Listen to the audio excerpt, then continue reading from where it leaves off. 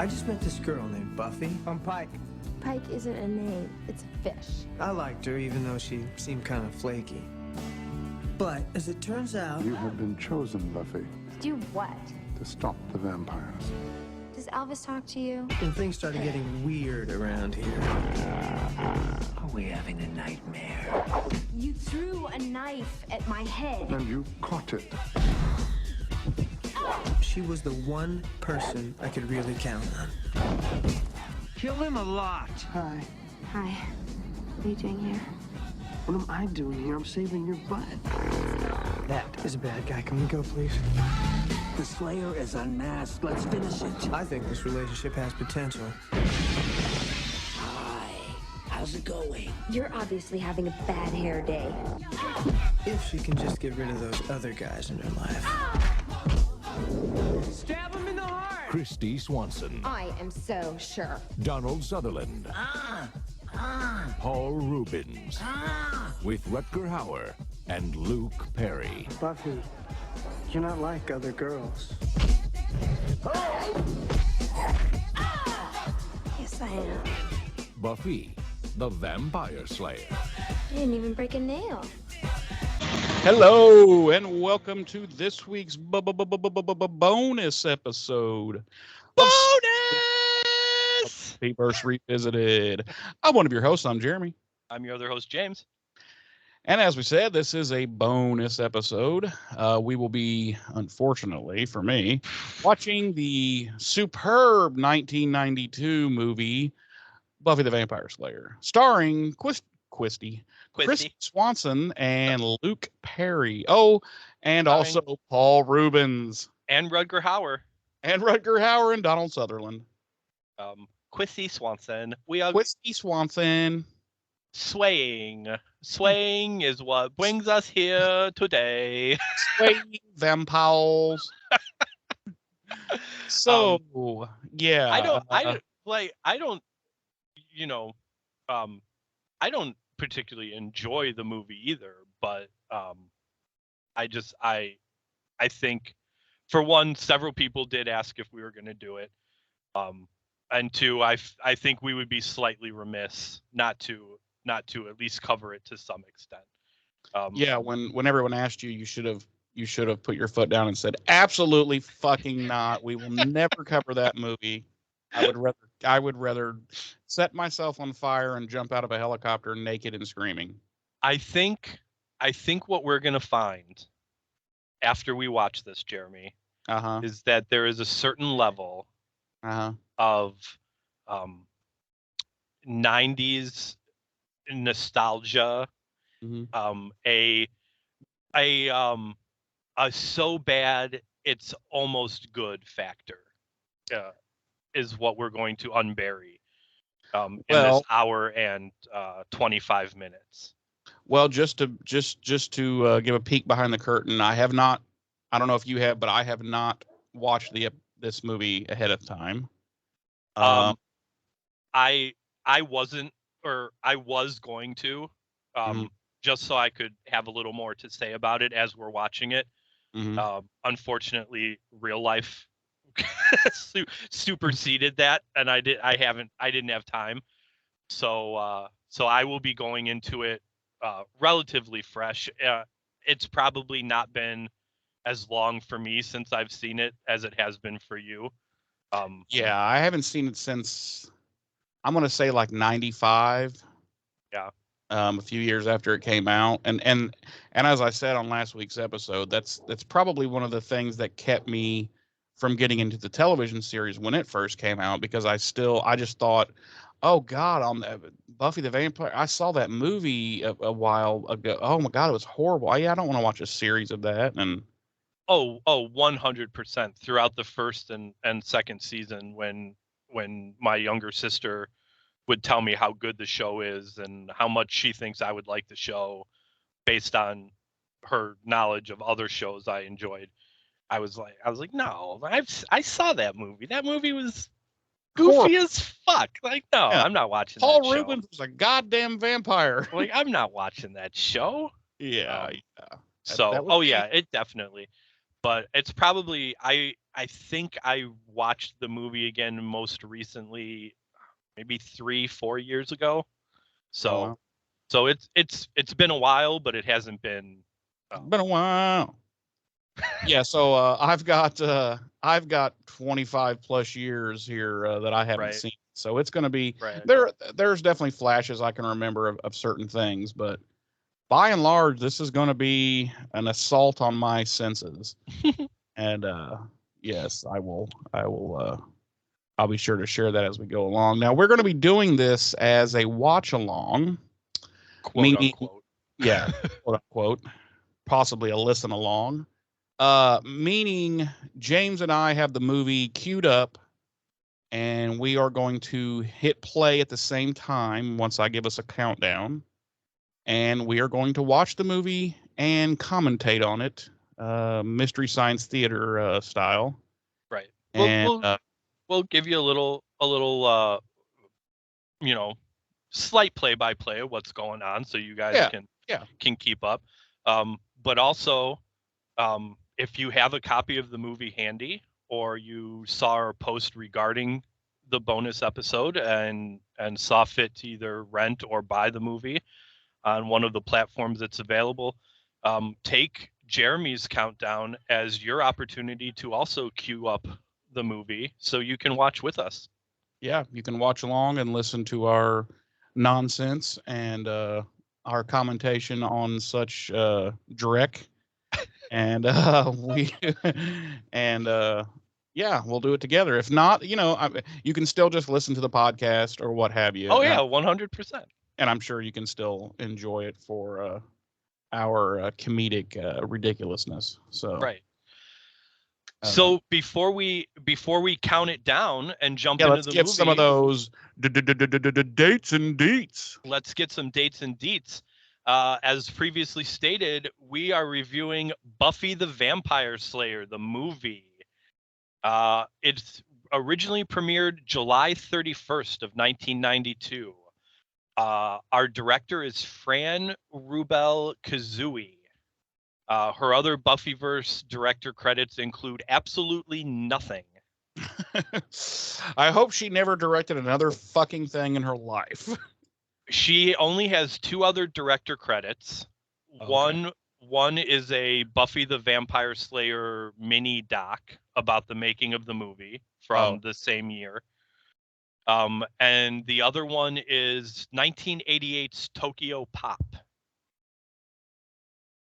Those are her only other directing credits. She is credited as an executive producer on every episode of Buffy and Angel. That's right. Yeah, that's right. I believe that's strictly related to the fact that she directed the movie. That had to have been written into her contract when she directed the movie, that she would always get some type of credit. Right, because to the best of my knowledge, she actually had no input into the show itself. That's usually how it goes when you see, executive producer credits or what have you. It's like, yeah, they had absolutely nothing to do with the show. They just get credited because of the way Hollywood works. Right. I don't know if anyone watches. I've caught a few episodes of the new Wonder Years, and Fred Savage is credited as an executive producer. Well, that's because he was. Oh, was he really? And he was actually the director also. Mm. I take it you didn't hear the news yesterday. Interesting. No. Yes, the news yesterday is apparently Fred Savage is a piece of shit. Oh. And he was just fired from the Wonder Years as executive producer and director due to several, I think it was like 5 separate complaints about his behavior on set. All right. And I read the story, and apparently also this is nothing new, that this goes back quite a ways to various things he's done. So yeah, it's funny you bring that up. Yeah, he's a real piece of shit apparently. So wow. He actually was heavily involved with the series. Interesting. You mentioned that, and immediately I flashed back to the episode of Boy Meets World where he played that lecherous college professor that was trying to hit on Topanga. Yeah, exactly. In her dorm room. Yeah, I don't think this had anything to do with any type of inappropriate sexual harassment or anything like that. I think he's just a serious asshole. Gotcha. Like a really. I mean, it's Fred fucking Savage, and I'm like, really, Fred Savage? You know, maybe Right. you should just keep your head down, your mouth shut, and be glad you have a job. But Right. So apparently, he so couldn't. do that. so it was more of a don't you know who I am kind of thing. As Yeah, don't you know who opposed to, I am? I'm Fred fucking Savage Right. from the hit TV ABC show Wonder Years from 1988. Right. As opposed to being sexual. Yeah, asshole. yeah. I don't think I don't. I mean, I could be wrong, but I don't think that's what it revolved around. I believe it's just he's just a fucking asshole. So. Okay. Well, that veered off topic real Yes, quick. it did. Yes, it did. Our credited writer for Buffy the Vampire Slayer is, of course, the one, Francis Ford Coppola? only Francis Ford. No, he who shall not be named. Yes. We all know who we're talking about. Valda Valda Whedon. He is the credited writer of the movie, even though it's no secret that the movie went through numerous on-set rewrites. And variations, which is why he apparently tried to distance himself from this for so long. Which we'll touch base on that a little bit in our behind the scenes and our whatnot after the movie. Of course, you know, his credited Buffyverse credits, 40 episodes across the two shows, Buffy and Angel, 29 for Buffy, 11 for Angel. I won't name them all. Some notable ones, though, obviously, Welcome to the Hellmouth and the Harvest, Becoming Parts 1 and 2, Graduation Day Parts 1 and 2, Hush, Restless, The Body, The Gift, Once More with Feeling. For Angel, notable episodes, City of, Judgment, Waiting in the Wings, Smile Time, and A Hole in the World. His non-Buffyverse writing credits, same as always, Dollhouse, Firefly, Agents of S.H.I.E.L.D., Roseanne, as far as TV goes. Movies, of course, Avengers Age of Ultron, The Cabin in the Woods, and Alien Resurrection.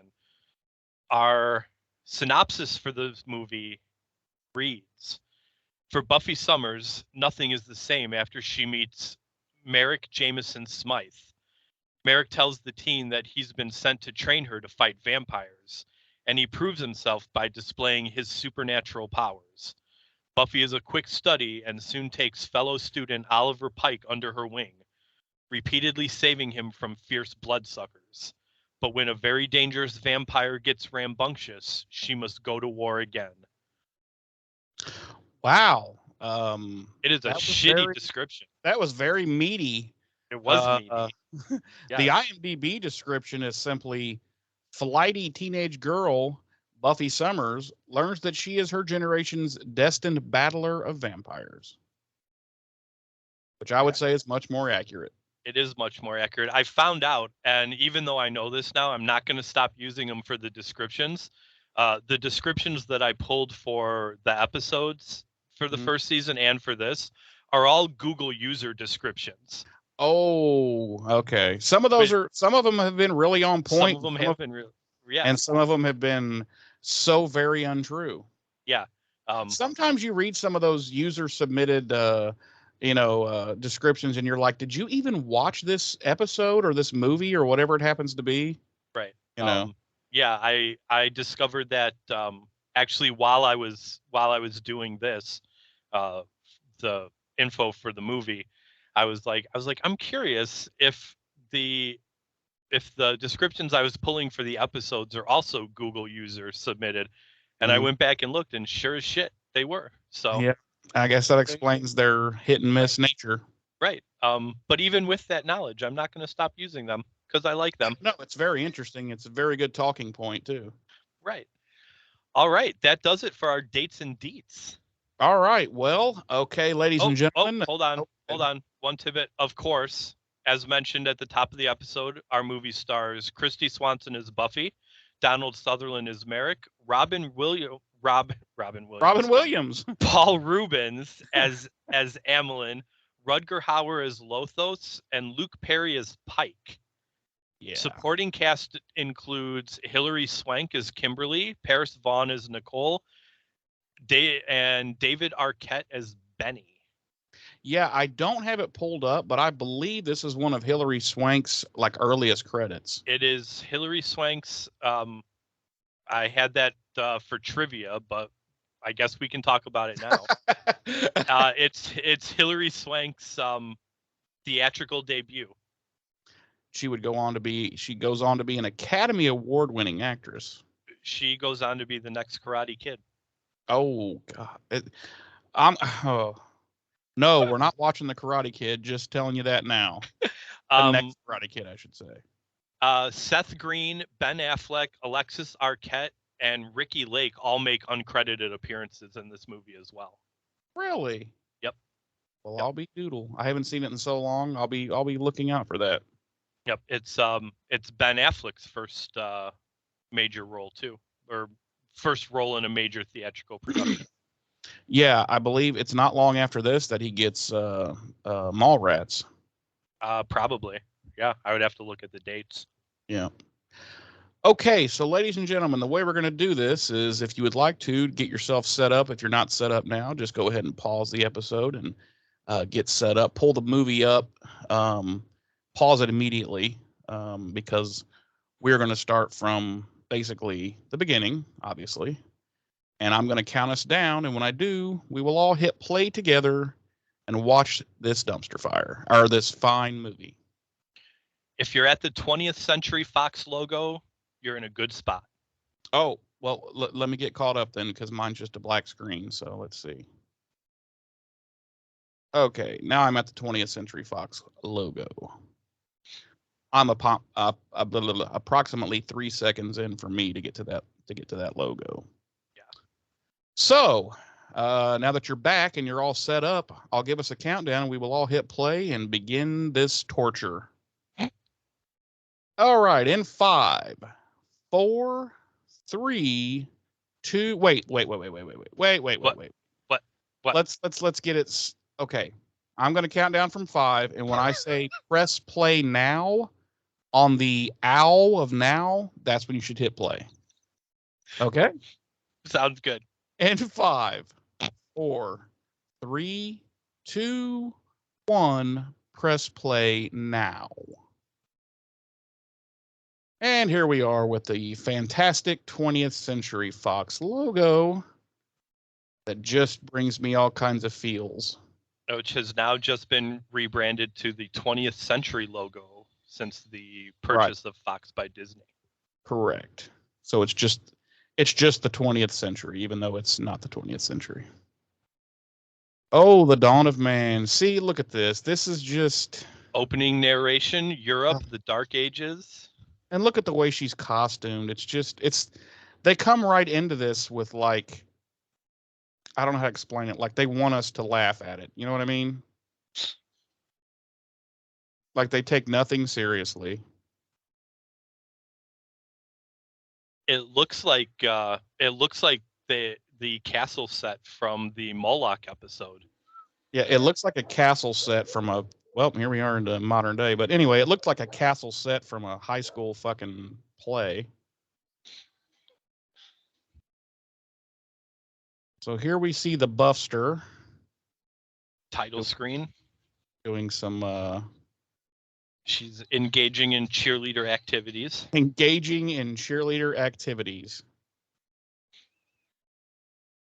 Whoa, did that say?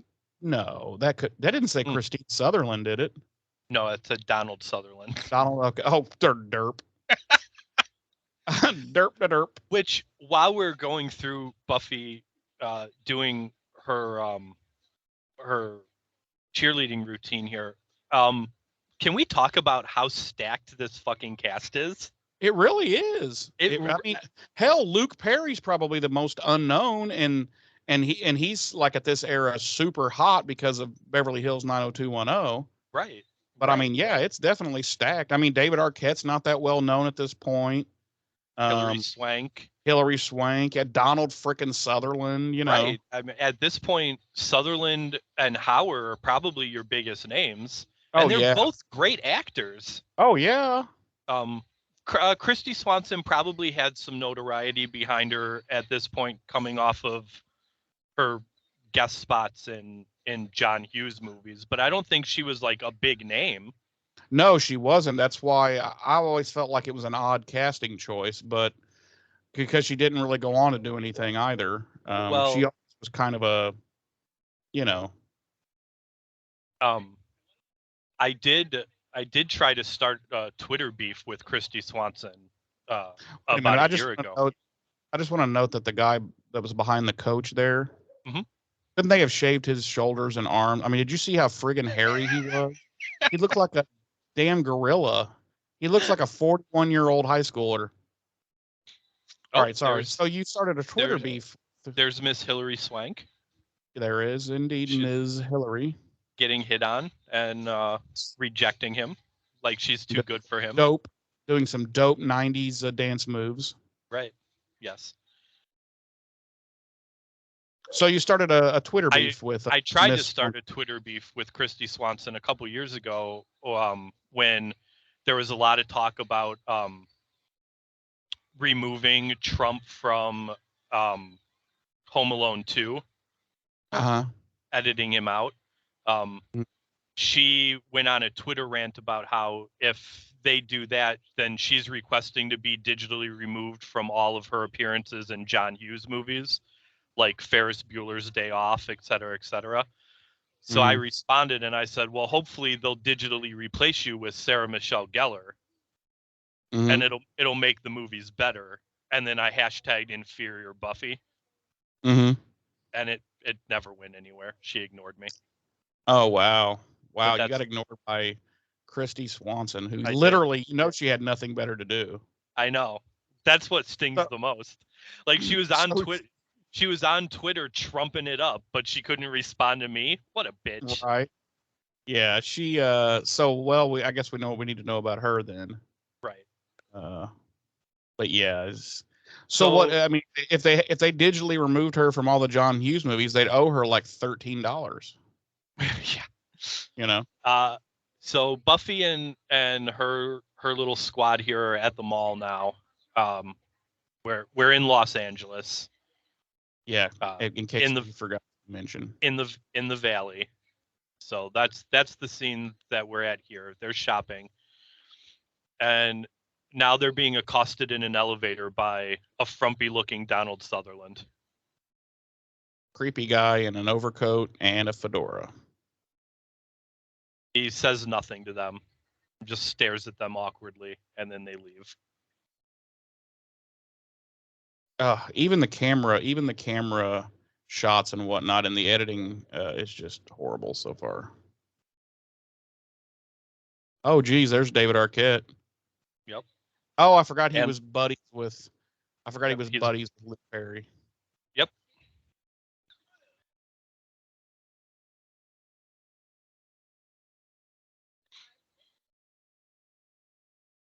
Take a chill lesson.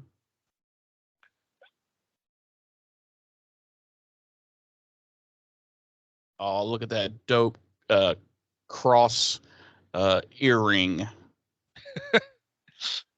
That means he's a bad boy. Oh yeah, we're definitely in LA. What was? No, that's okay.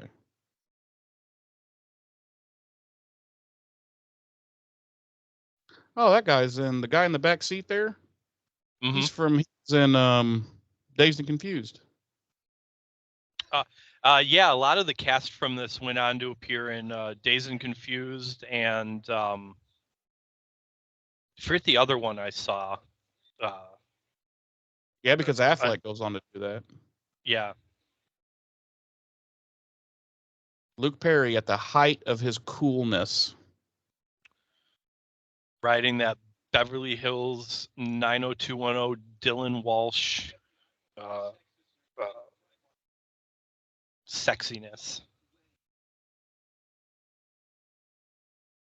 Hilary Swank blowing bubbles. God, the dialogue is just. This is not Joss Whedon. They had to have heavily edited this dialogue because that's not Joss Whedon dialogue.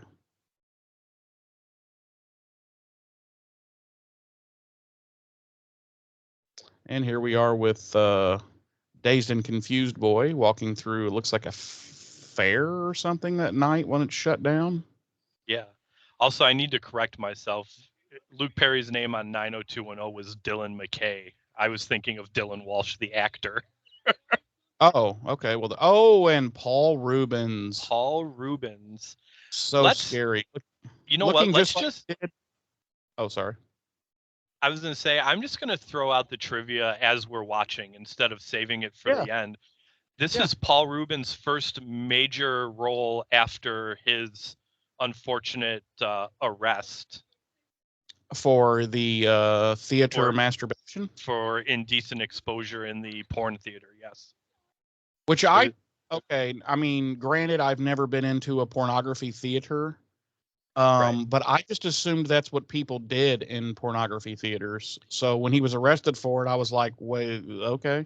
I'm honestly, I was the same way when it happened. I was like, wait, then what's the point of going in there? Yeah, like was someone totally just offended? They're like, listen, I am trying to watch this triple penetration porn without having, I don't know. I don't get it, but whatever. We'll move on from that. So fade to black with them making out on the couch. Well, he was trying to make out. She was resisting. And I noticed they had a bag of Doritos. Popcorn. Bag of popcorn. You're not watching. What is this? What? It's a flashback to apparently one of the Slayers. He easily tossed her aside, but now she jumps out the window and stoink stakes him with a stake like the size of a bedroom, a bed frame leg.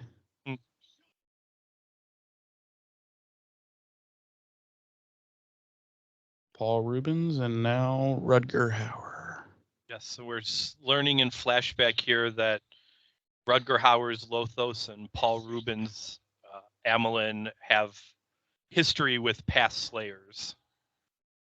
And she put up no fight whatsoever to be murdered. And have defeated them quite easily.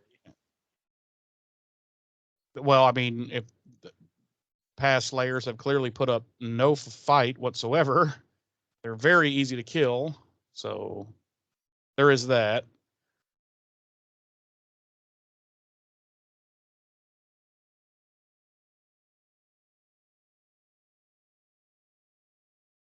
Oh, what's with the ears, man?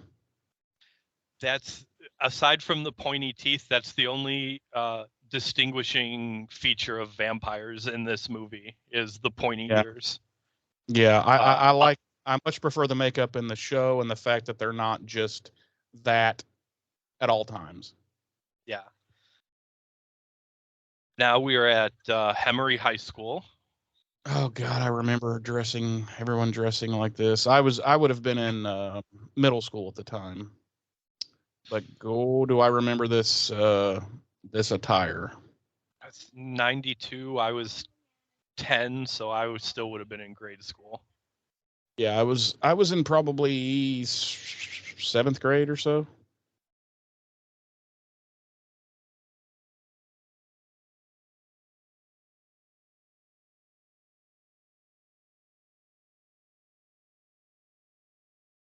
Alyssa Milano was originally the original choice to play Buffy.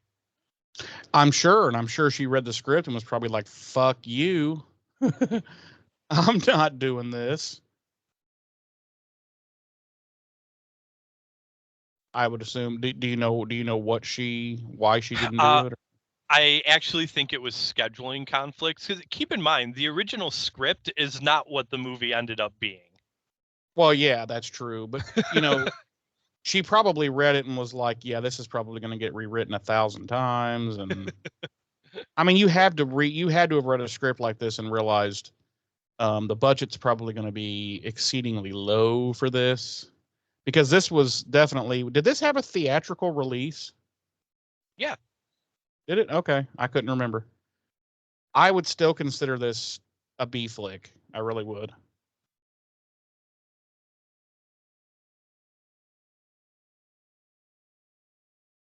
So now they're arguing over their look and how that look was over, but it's retro. Right. Oh, this is just fantastic. Because they had previously talked Buffy out of buying the jacket that Hilary Swank's character is now wearing. Right. So this is their version of the bronze, right? This would be their version of the bronze. Okay. And under it's Ricky Lake. Yep. I just noticed her. Ricky Lake, the waitress.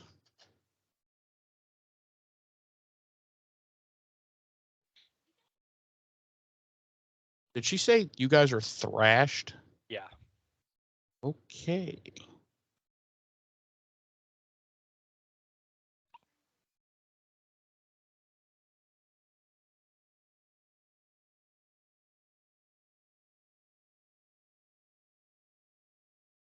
I'm Pike. Yeah, this is. Oh man. I don't even know how to put into words how terrible this is. The camera movement, the shot placements, I don't know. I don't understand. The lighting's horrible too. I don't get that. Well, it is a bar. No. I get it. It's supposed to look dark, but I'm saying, look at the shadows cast on some of these camera shots. It's like you could have lit that up a bit, you know.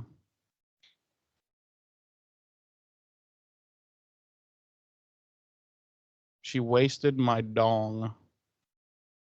Dog. He said dog. James, I just want to remind you that this was all your idea. Oh, now we're in, what is this? Like Overlook Makeout Park with two dudes? Mm-hmm.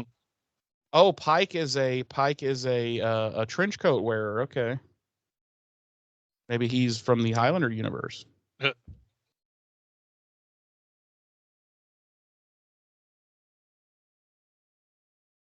hope David Arquette gets eaten, because I've never liked David Arquette in anything that he's ever been in the history of life. Even the Scream movies? Oh God, no. I remember in the first movie I kept thinking, oh, I can't wait till this doofus gets eaten, and then he becomes like, you know, a recurring character from everyone since then. So yeah, it was my nightmare brought to life. I don't know. There's just something about him. I feel like he overacts everything he's in. If he's in the scene for 10 seconds, he makes it seem like an hour.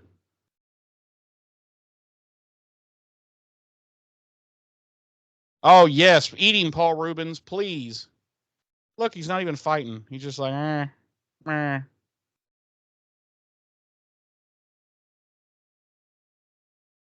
Donald Sutherland's just like, Donald Sutherland just pulled up and watched him get eaten.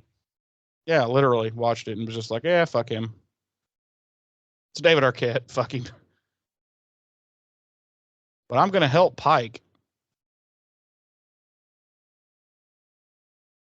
So other than Hilary Swank, do you recognize any of her friends? Like any of the people who play her friends? Yeah, I don't either. No. I mean, maybe if I watched more early 90s teen movies. Yeah, I watched a lot, trust me, and I still don't recognize any of them. I gotta bail. You coming?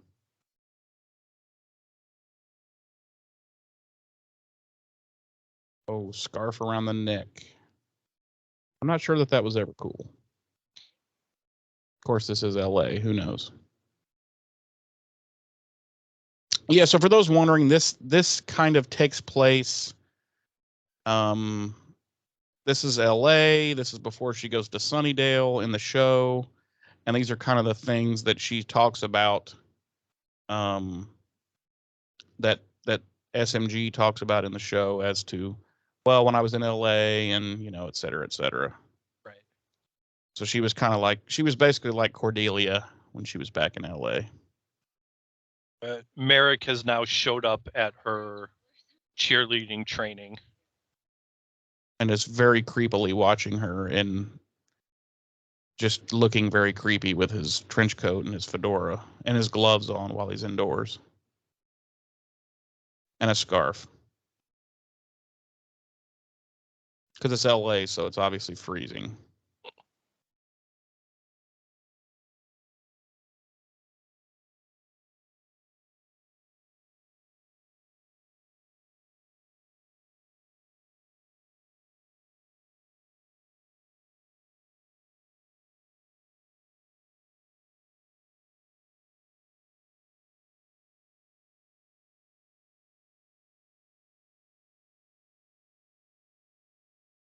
What's your damage, man?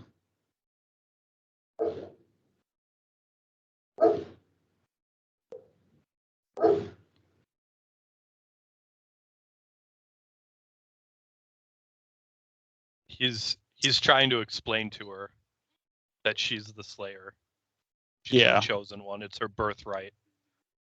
She's not buying it. And he's like, come with me to the graveyard and I'll show you. And she's like, yeah, I don't think so. She thinks it's a trust fund.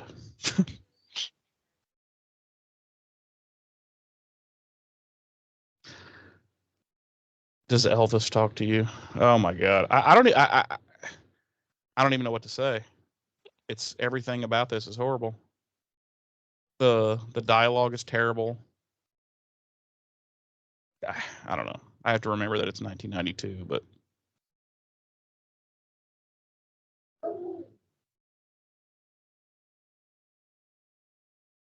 I'm surprised they got Donald Sutherland for this. They must have cut him the biggest check. Because I'm not surprised that they got Rutger Hauer. Rutger Hauer is a fantastic actor, but if you look back at his career, he would pretty much do anything. I mean, Donald Sutherland's not much different, dude. Well, I guess that's true.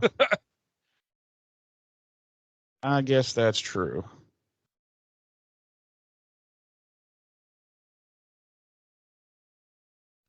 They're still, yeah. This scene is still happening.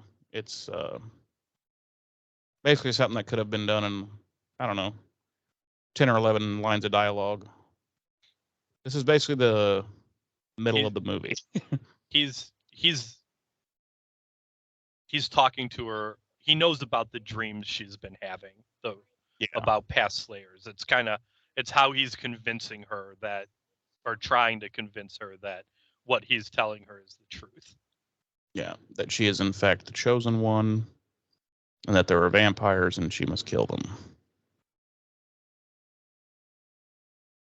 Do you notice that his goatee is much, much thicker in this scene than it was in the first scene in the mall? No, I didn't notice. Well, I just,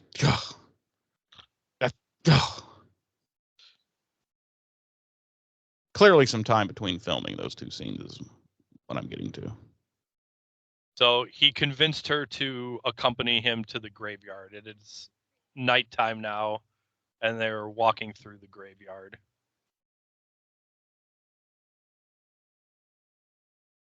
And she is still wearing her, what do you call it? Cheerleading working out attire. Yeah, she's still wearing her workout attire. Yeah.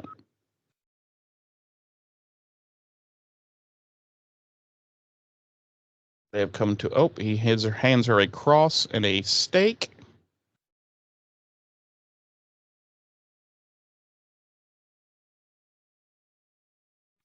Now, it's been a long time. Donald Sutherland has 199 acting credits to his name. You're not telling me all of that was quality work.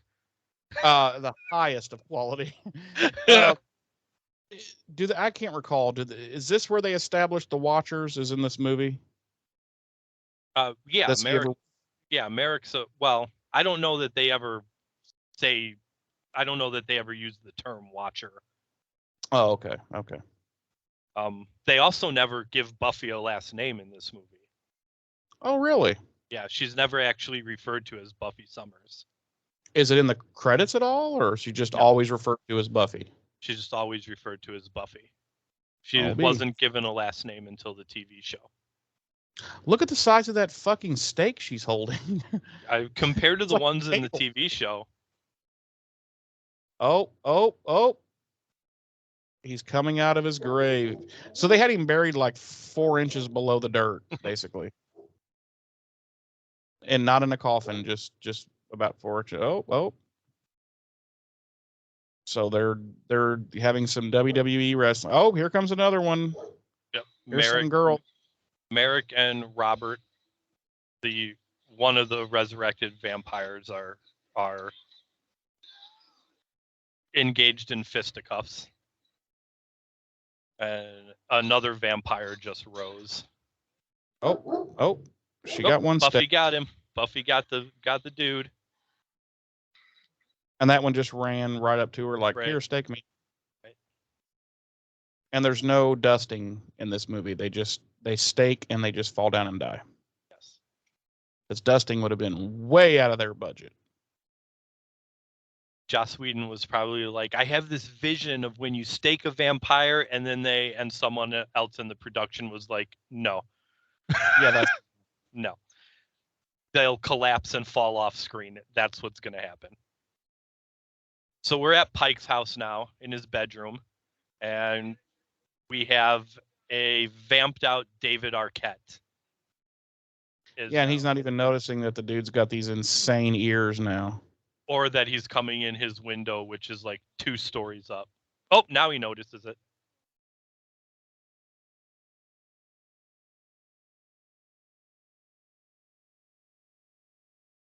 Yeah, and he's floating.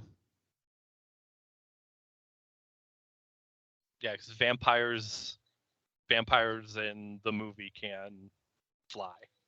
Yeah. Or at the very least float.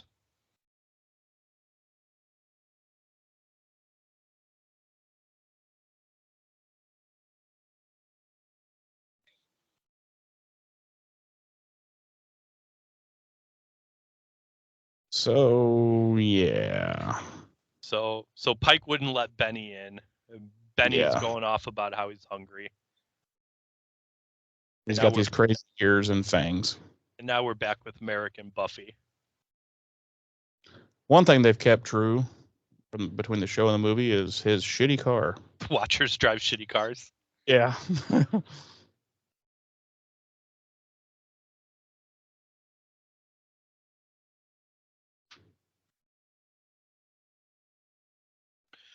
So at this point, Buffy seems to have reluctantly accepted the idea that at the very least vampires exist, and she may have some sort of connection to that world. Even though she didn't appear to be any stronger, faster, or better in any way, shape, or form whilst fighting said vampires. Whoa. Joyce is hot. So that's Joyce in this movie. Yeah, Yowza. they don't actually ever name Buffy's mom and dad in the movie. They are still married in the movie. Right.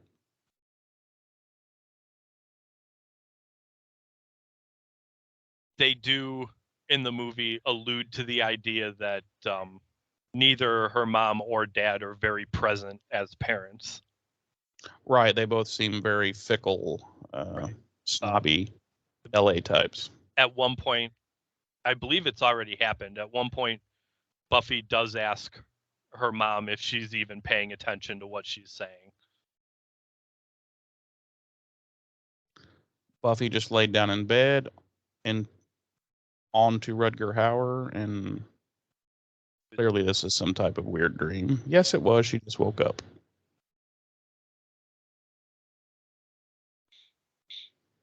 Can we talk about how much how nicer Lothos's creep cave is than the Master's creep cave?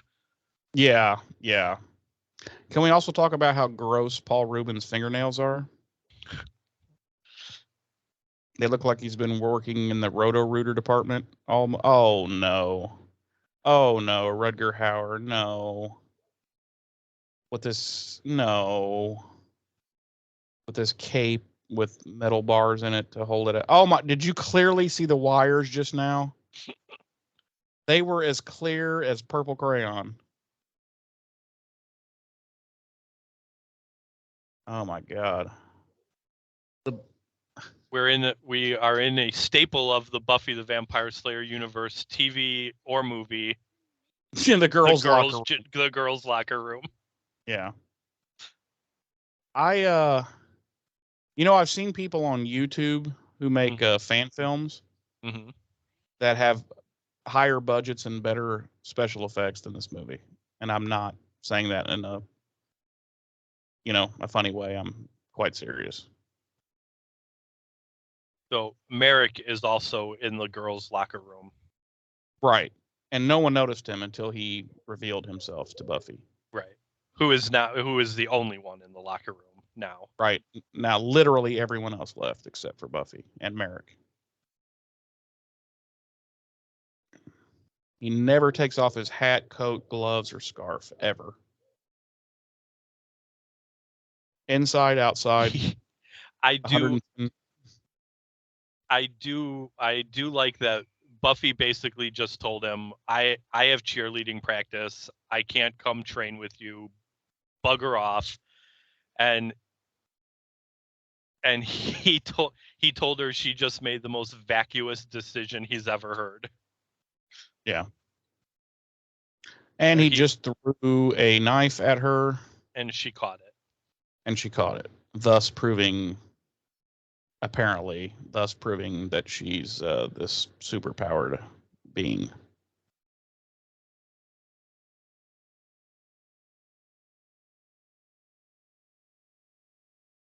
And she's telling him she doesn't want to be the chosen one and blah, blah, blah, blah, blah. She wants to marry Christian Slater and then die.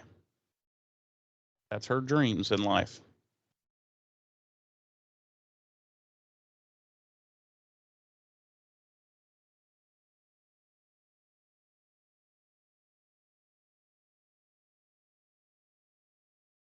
Oh, she just punched the shit out of him. And like a magician, he's pulling a scarf from his sleeve. He's like a handkerchief from his pocket. He's like a creepy fucking birthday magician. So when she punched him, it was hard enough to send it. He had to sit down on a bench. It was hard enough to send him physically sliding back on the bench. And this was apparently enough to convince her that she has supernatural abilities, and she has now begun her training with Merrick, who, mind you, is training her still in his full trench coat, trench coat, fedora, gloves, and scarf. Yes. He literally, as far as I know, never takes that outfit off through the entire movie. Yeah. And she is okay. Nothing she does in this training montage sequence is even remotely, what's the word, like supernatural looking. She's just clumsily hitting stuff and I don't know. I don't get punching bags, climbing ropes, tire training with stakes. But in all fairness, what did we ever see Buffy do during her training on the show that was supernatural? Nothing. Well, it was always fighting, boxing with Giles, or weapons training. Yeah, it really wasn't anything much different than what's going on here. Yeah. Oh, this is definitely a stand-in doing the acrobatics. That is so not Christy Swanson. She is clearly not the most coordinated person, I guess you could say. Oh, even when Merrick gets knocked down and falls on the ground, his hat His still hat does not stays come in off. place. It may be stapled onto his head. Hey, maybe, yes.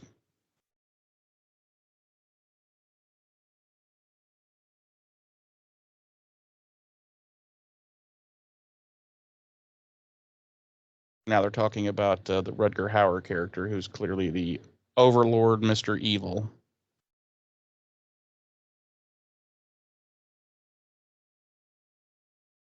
Now she's in the principal's office, and he's talking her down, and she's sleeping.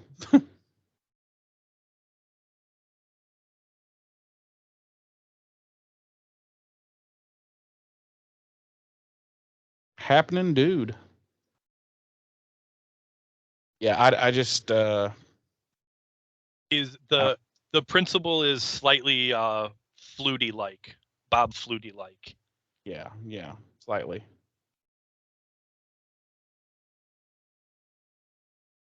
He's clearly interested in trying to relate to the students as people to try and get through to them. Yeah, he's trying to talk about how cool he was in the day that he was at a Doobie Brothers concert and blah blah blah. He understands Buffy as a teenager. She just put a thumbtack in her mouth and then spit it out and hit a fly and stuck it to the wall. Skewered a fly on the wall, yes. Yeah. Oh, now Pike, to continue showing how cool and hardcore he is, he's in a place working on a vehicle and he's all greasy and he had to get his guitar case because he's a rock and roll dude.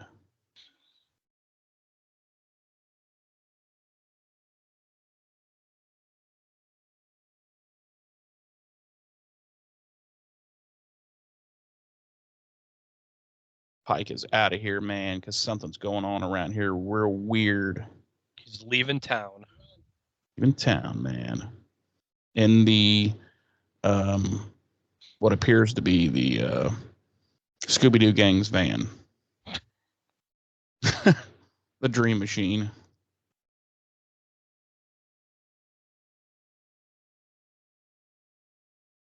The Mystery Machine, for the record.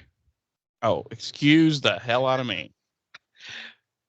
Buffy is wandering down a dark alley at night. While dressed very oddly. I don't know. She's like wearing a beanie. She's wearing jeans and a sweatshirt and a beanie. I'm not sure how that's odd. Well, did you see where the waistline of the sweatshirt begins? It's the early 90s. Oh, somebody kill me. Oh, is this where she first meets, or no? Who the fuck is that? It couldn't have at least been Benny that we've seen before? Oh, no, this has to be her first foray. Oh, that didn't hit him in the chest. That hit him in the stomach. That's gotta suck. Yeah.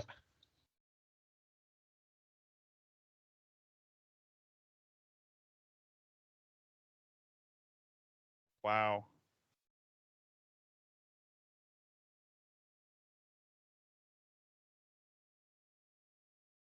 He's basically telling her that she thinks she did a great job, and he's basically telling her that she didn't.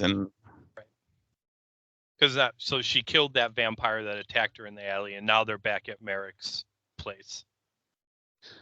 I just noticed he took one of his dress shoes off, and he put a stretcher inside of it, and then put it away. This guy is really weird.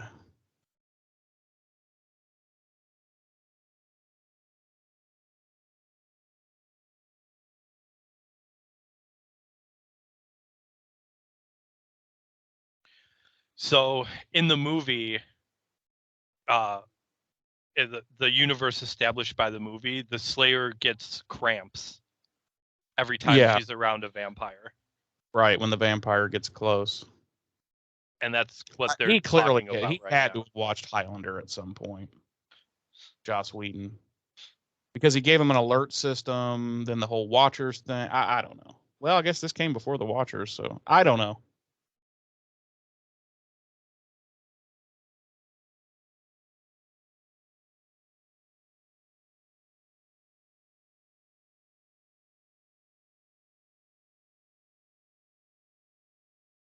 He's telling her how she's the Slayer and he's not, and He's not he supposed must to not interfere. interfere. Which I'm like, what? That's not. No, that's not a thing.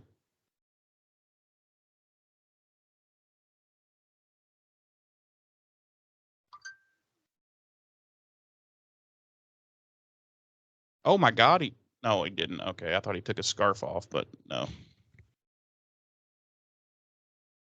He's getting ready to go to bed. At least he took his shoes off. You know, but I guess he sleeps and everything else. Oh, he did take his gloves off. He's putting his sleeping shoes on.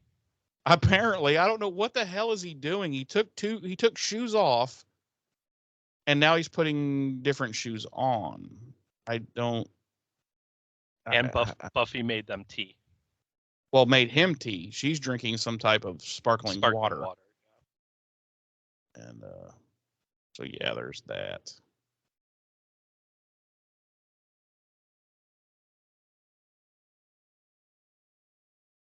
And he's over the course of this conversation, he has indicated that his regard for Buffy has grown into more than just the typical student mentor relationship. He cares more about her.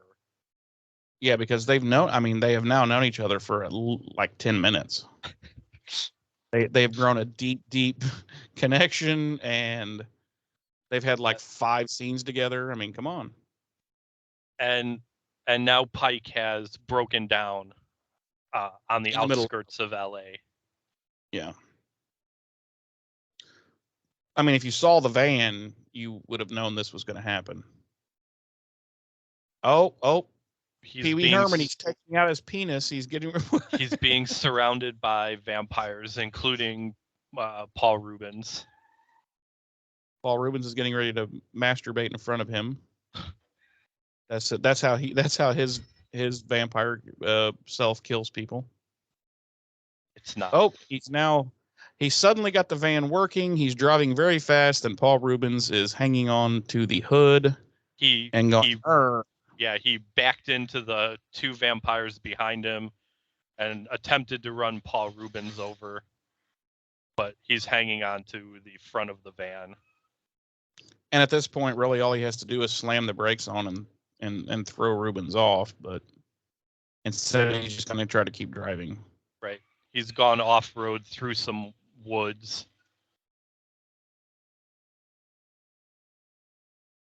Paul Rubens is now on the top of the van doing some van surfing. He's urban surfing, as popularized in the movie Teen Wolf, starring Michael J. Fox. Did you happen to see the handles that were mounted up there for the stuntman to hold on to? Yeah. There's a point where he whips the wheel and the stuntman loses one of his handholds, and then you see him grab it. It's like, man.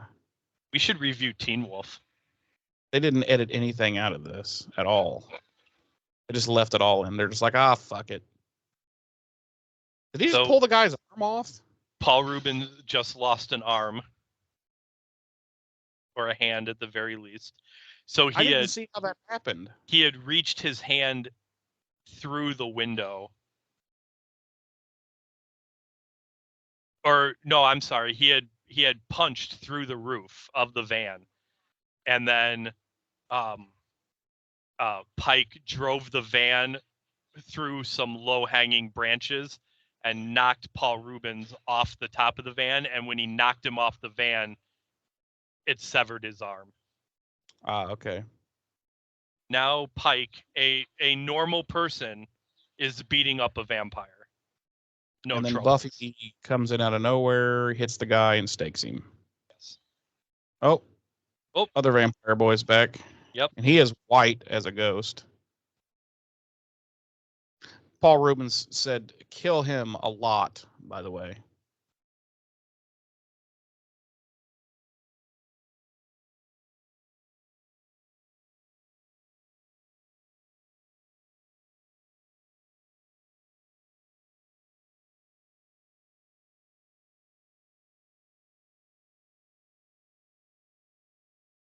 What the hell happened to Paul Rubens? He just disappeared He probably took off. with his one arm. Does it grow back? I don't think so. Oh. So he's lived hundreds of years, this Paul Rubens character. He loses an arm and he's just like, meh, whatever. But he may have taken off when he realized the Slayer was there now. I wonder if they have an alert system. We know she does. I wonder if they do as well. Like maybe they're, I don't know.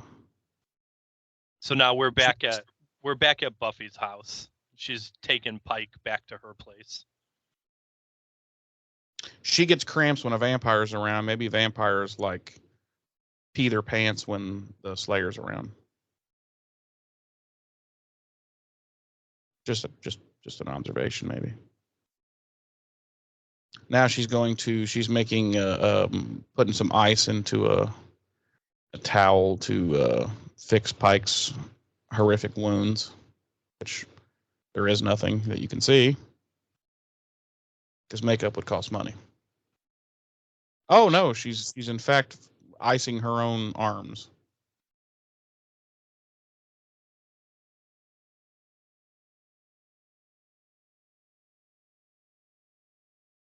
And I don't even understand what the hell's happening. Why did she bring him back to her house and she's working on herself? I don't know. I don't understand. I don't know. I don't know what's happening. That's what I get for trying to figure this fucking thing out.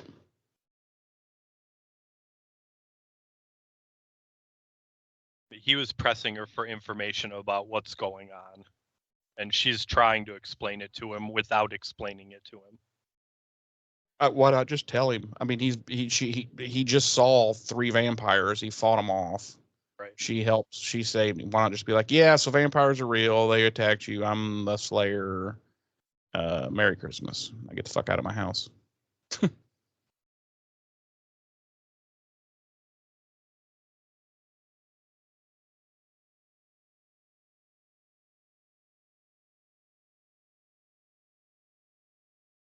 I'm gonna go to bed. I'm just gonna leave you in my house while I go to bed.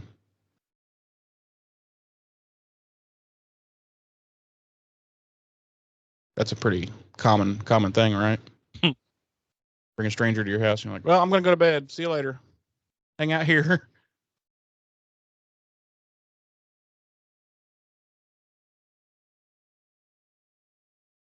Oh. So we're back at Lothos's creep cave, and he's chastising Amelin for not killing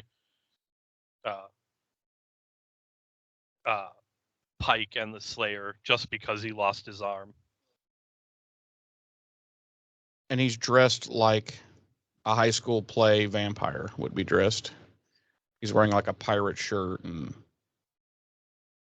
medallion and like this fucking smoking jacket and and Paul Rubens' hair. I don't know what the fuck's going on with that.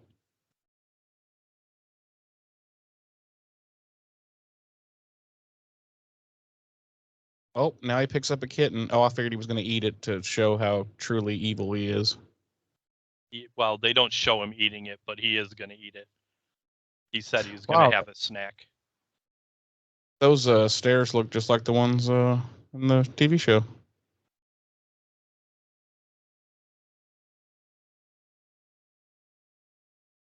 Probably because they're just school stairs in general. I don't believe they were filmed at the same location. No. Whoa. So he grabbed Buffy's butt when she walked by and she did a kung fu move to him. Yep.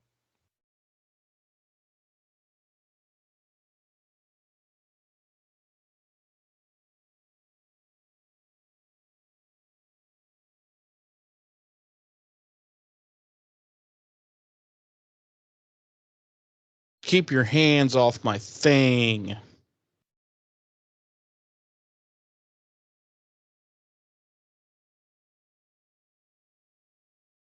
So she is slowly growing away from caring about, all of this cheerleading and her friends and her boyfriend and all this. She's starting to see that it's all flaky and they're all flakes and douchebags. Although now she is leaving Merrick, and telling him that she's already missed 3 cheerleading practices, and she has to be at the game tonight. Oh, here's Dazed and Confused boy from earlier. He's back. He has the vampire ears and the teeth, and no one knows anything about it. None of them realize it, but he's going to go out and play on the basketball court.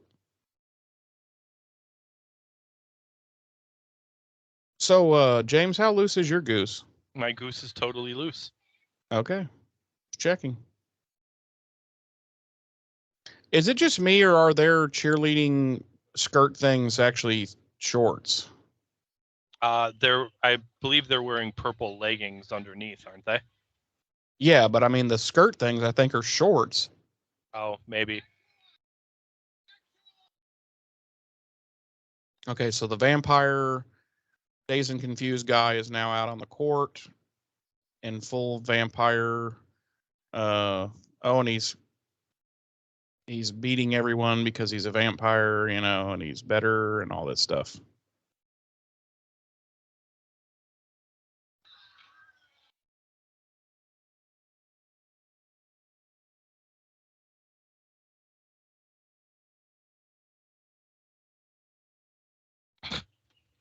Oh, there's Ben Affleck.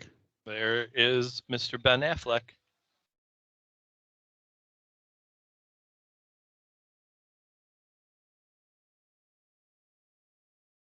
Well, I've still not seen Seth Green. I've been keeping an eye out, and I'm sure he's going to be some kind of background guy.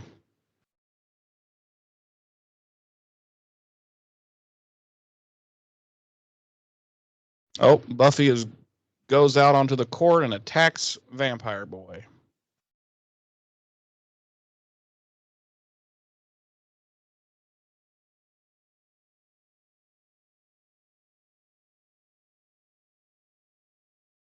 No one cares. They're all just like, oh, okay, that's weird.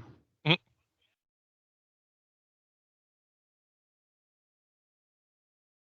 Hey, babe, want to get some real power between your legs? Said biker guy. And she to throws this high school girl. Yeah, and she steals his motorcycle, and now she's chasing Vampire Boy. Here's something, since we're kind of dishing out a little trivia while we're doing this. In the movie, Buffy is a senior at Emory High. Right, and then the show, she's starts as a freshman. Sophomore. Or sophomore, I'm sorry. Yeah, that's right. Oh, Pike sees her drive by. He happens to be standing next to a dirt bike, and he fires it up, and he's going to go after Buffy while doing a wheelie. Of course, he's got to do a wheelie. Of course. Pasadena Parade Floats Storage Yard. Oh, and she just ghost rided the motorcycle right into the side of a float. I remember doing that as a kid with your bike. Okay, and she's now searching around this float storage yard and trying to find Vampire Boy. And oh, this big creepy float. Like, okay, I don't understand that. Did it like fall on her?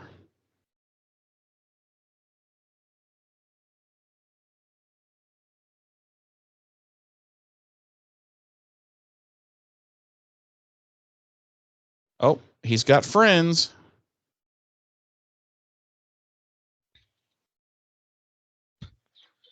Oh, karate kick to the face. Oh, and he's dead. Oh, Pike showed up and staked him from behind. Staked him from behind. And said, now you're a coat rack. You know how much strength it would take to press a pointy wooden stake through someone's chest? Nope. Quite a bit. I think they did an episode of Mythbusters on that, and it was pretty much impossible.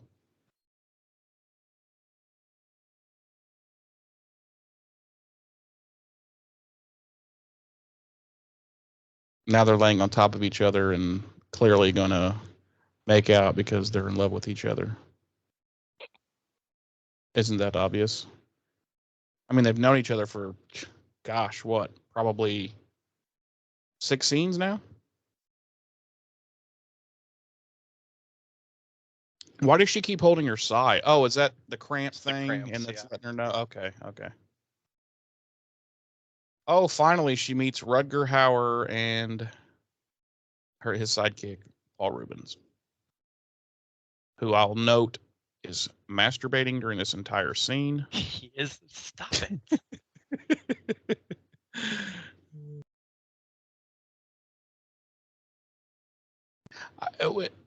Okay, Rutger Hauer earlier. Go ahead. No, go ahead. Earlier he looked fairly normal, and now he's super white, like he's been painted with white paint. I don't think he really looked normal before. Well, I mean, skin tone wise. It could have. Keep in mind it's red lighting in his creep cave. That could have been contributing. That's true. He apparently has some type of hypnotic powers over Buffy.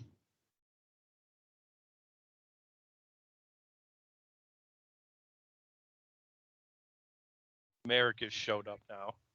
Yeah.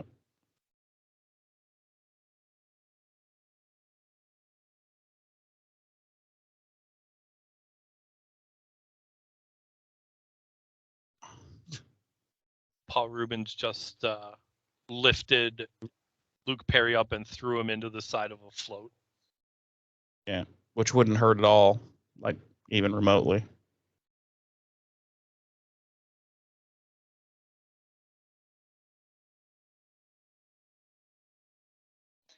Oh. So Merrick stopped Lothos from killing Buffy, and Lothos has in turn killed Merrick. Turned the stake on him and staked him with it.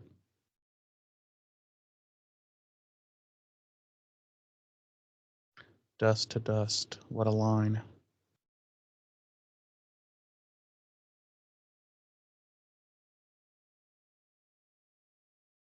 Oh no. My dear, dear friend Merrick. We have known each other for countless minutes. Please don't die.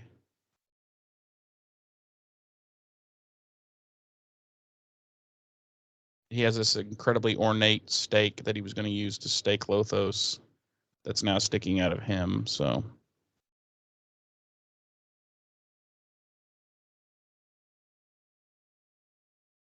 What would be awesome is if Buffy started wearing his regalia after this. His fedora and everything. Maybe grew a goatee.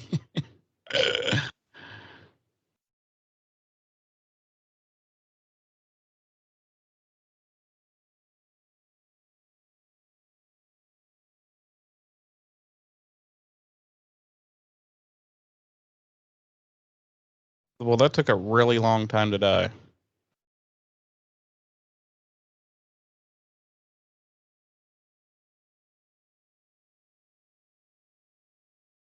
Merrick is dead.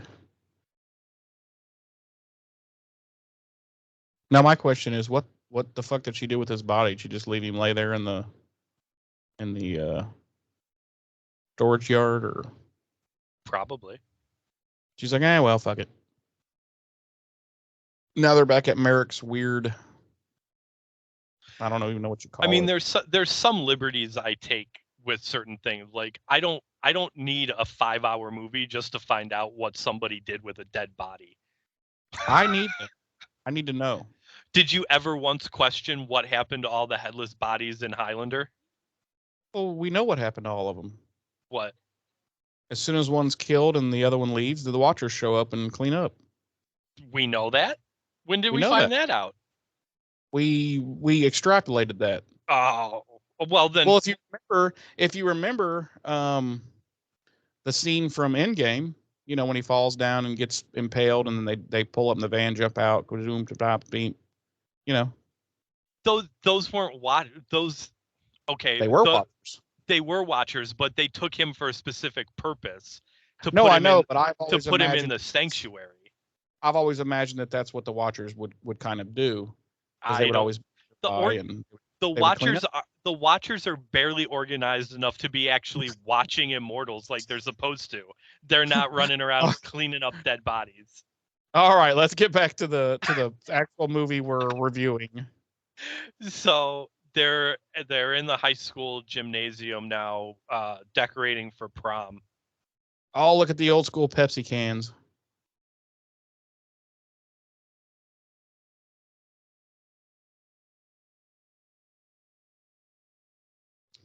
All of her friends are grossed out because she's now seeing Pike or going to bring him to prom or whatever.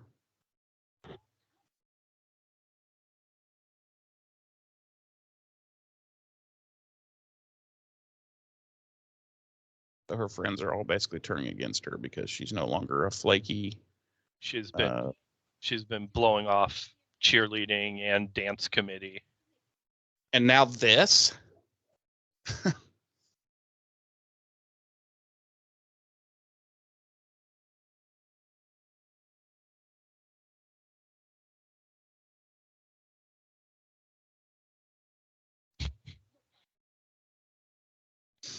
Oh, man. You know, there's a lot of this movie that I don't have any memories of. I really don't. I'm like, of course, it was, what are we talking, 20, I don't know, over 25 years ago that I saw it, so. Yeah, they're all pretty much turning their backs on her because she's now a responsible grown up, and they're all still acting like teenage bitches. Oh, she's gonna hit a half court shot. Oh, We're actually seeing to the movie's credit, credit where credit is due. We are seeing at this point in the movie a Buffy slightly more reminiscent of the Buffy we're introduced to in the show. Yeah, she's definitely transforming from the Cordelia style girl to the one we know and love in the television series. And make no mistake about it, she was Cordelia at the beginning of this movie. She was Cordelia. Yeah, she was the original Cordelia. Like, her and Cordelia would have been like the best of friends had they known each other. They wouldn't have been friends. They would have been they would have been competition. Well, that could be. Now she and Pike are having a very important conversation on the sidewalk. Well, he's on the sidewalk with a motorcycle, by the way. Is he? Did he get up on the sidewalk? I thought they were in the street. Oh, no. She's walking down the sidewalk, and he pulled up next to her and was walking with her while on the motorcycle. See? Sidewalk. No, is it? That's definitely a sidewalk.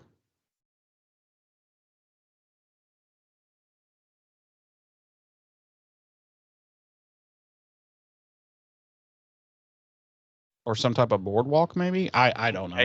It's not a sidewalk. What the hell was he doing in the photo booth? David Arquette feeding overheard all of this, and he just came out of the photo booth, and the photo booth spits out the pictures, and it's blank because he's a vampire.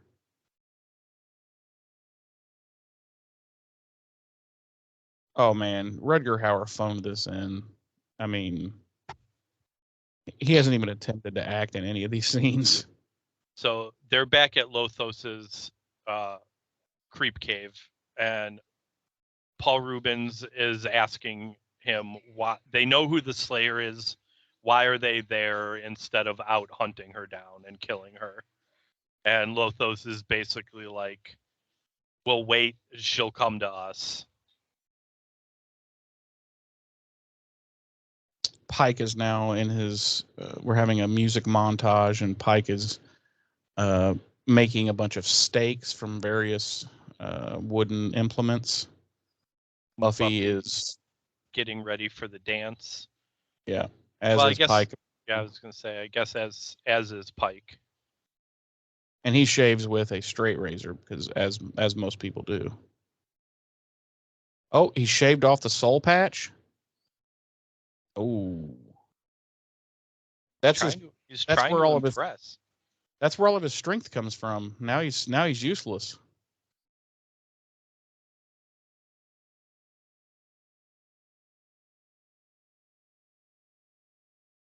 Look at that DJ.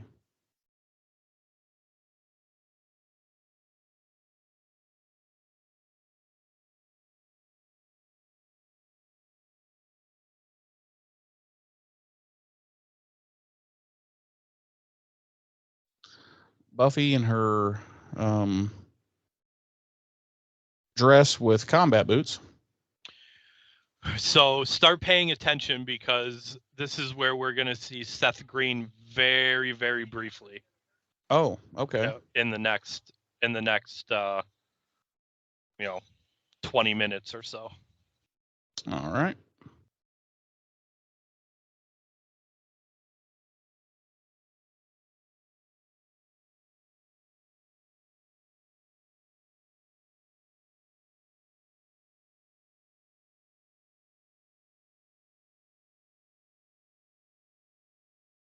So her friends are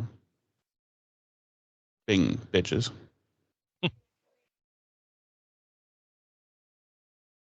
So Buffy's boyfriend showed up with somebody else to the date, to the dance.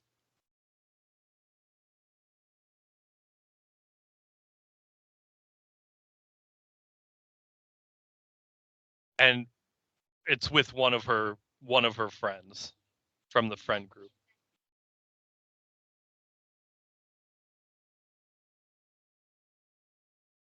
He broke up with her over their answering machine. Which, because she's been dutifully slaying, she never got the message. Right. Oh, now it's slow dance time. I guess we were wrong before. I think her friends must have just been making fun of her about Pike because she said she's been spending time with him. Pike. Yeah, I think right. Working on something with him. Obviously, Pike is going to show up, though, and, I mean. And just as I said, ding dong, Pike shows up. Is he even a high school kid? I get this feeling he's not even a high school kid. No, I don't know. No. Yeah, he's like 20. Of course, in real life, I think he's probably in his 30s at this point. Seriously. Well, I'm pretty sure Christy Swanson was too. Oh, I think she was in her 50s at this point. Look at that dope jacket he's wearing with those big shoulder pads.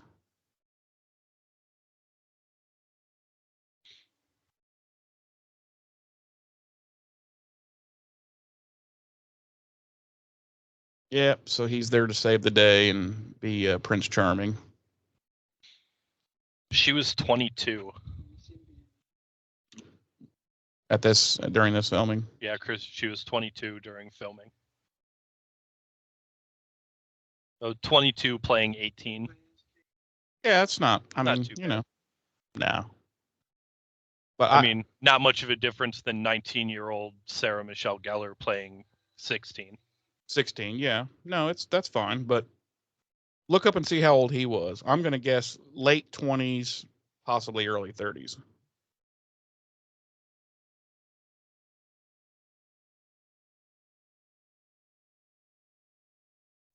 Now they're slow dancing and,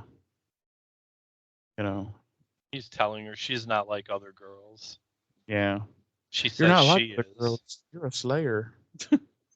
Luke Perry was 25. 25. Okay, he's a little So- younger than I thought he was. So he might actually be playing close to age. Yeah, I could have sworn that he was like in Beverly Hills 90210. You know, I could have sworn that he was like significantly older than what he was playing. Well, I mean, I think Luke McKay was supposed to be a high school kid, wasn't he? In Beverly Hills. To be honest, I couldn't tell you.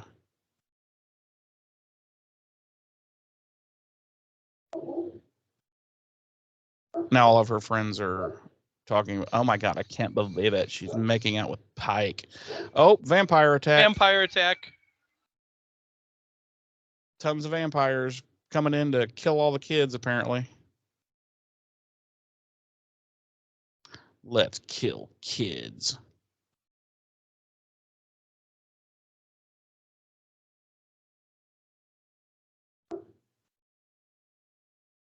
So Nobody sure. So all of the main characters on Beverly Hills 90210 were supposed to be high school students when the show started. So his character would have been between 16 and 18 on the show. Oh, okay. So he was quite a bit older than. Yeah.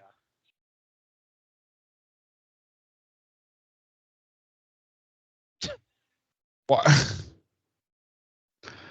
Oh man. Why do all the vampires? I'm just not even going to comment on it. It doesn't even matter anymore. It's like they decided. No wonder Joss Whedon wanted nothing to do with this movie. Wanted no credit, nothing. So of course Buffy and Pike are having the standard argument. You know, he doesn't want to let her go fight the vampires by herself. She's not gonna let him come with her. Yada yada. We all know how it plays out. She's had the conversation so many times in the first season of the show. There's a whole bunch of vampires out there, and she's coming to do some acrobatics. Karate kick to the face. That was Seth Green. Really? Yeah. And that's all we get to see of him is the back of his head? Yep. Wow. That's funny.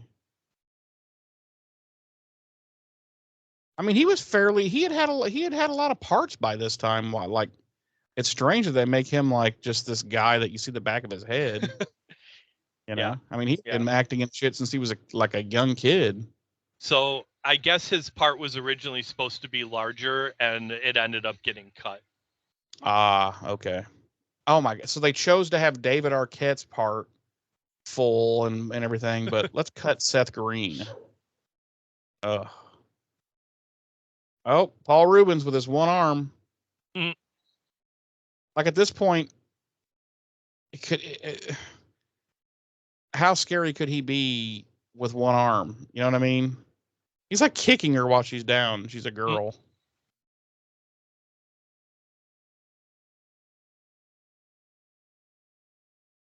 So the vampires are wreaking havoc on the dance. Yeah. At one point earlier on, Hilary Swank's character was looking out the gymnasium window, and she said, "It's okay. I think they're going after her."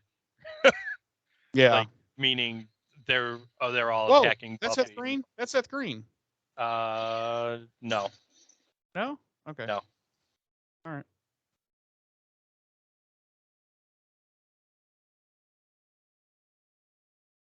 And one of her friends just got pulled out of a window and is apparently going to be eaten. Yeah.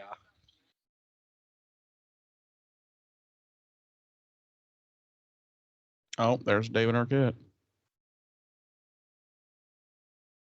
He's going to eat his friend, Pike. And Pike knows karate now, by the way, because he's doing karate kicks and shit.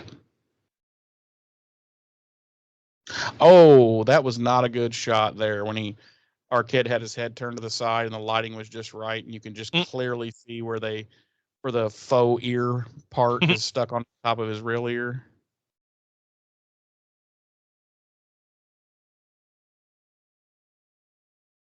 Of course, David Arquette is bad guy monologuing instead of just fucking killing Pike. Right.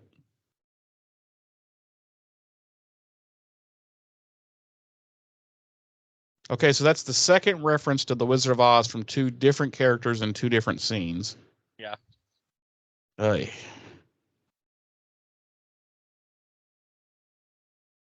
I don't know why she keeps... I don't know why they're prolonging this.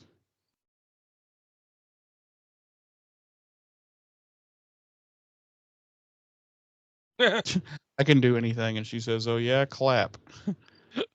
That's definitely a Joss Whedon line they kept in. Oh, there's Lothos playing the violin. Yeah, he's in the basement of the school. Yeah. Where Amelin, Paul Rubens, has lured her. But he doesn't do anything to stop Buffy from staking Paul Rubens. With a ruler, by the way. That was a sharpened ruler. And now he's having the most...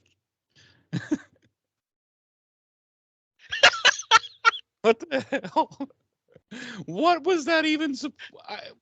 I don't even know. Like it's an outtake or something, and he's just... And now he's kicking the wall.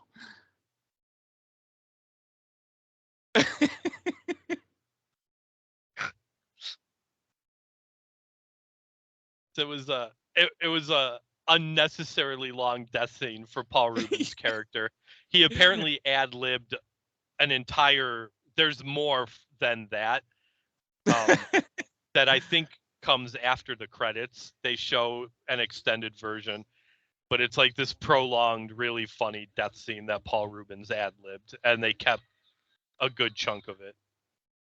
That's probably the best thing of the whole movie. We're back in the gymnasium, and Pike just doused David Arquette's character with holy water. Yeah, and it melted like his face. Now Lothos is going to eat Buffy. Well, we're also about to see why Buffy wears... Oh, maybe not. Nope, I was wrong. I'm sorry.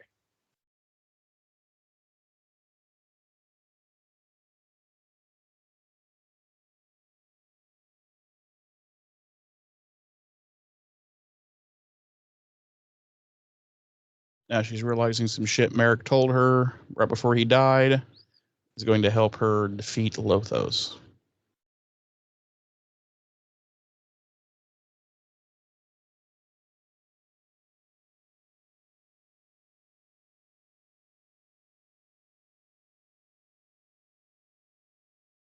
Oh, Rutger Hauer, how you phoned this in.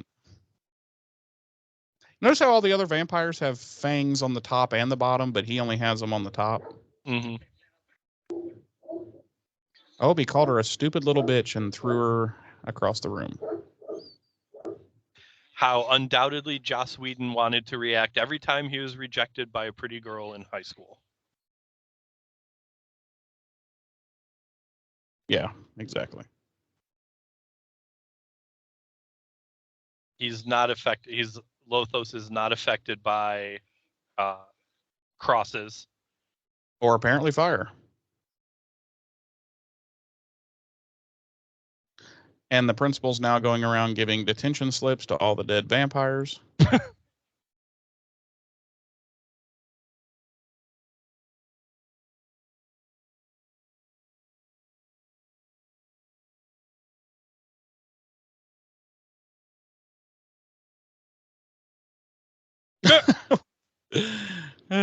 Principal just knocked out that girl.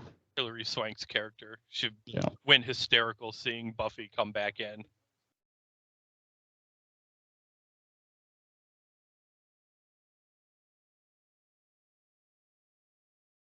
Oh, what the hell?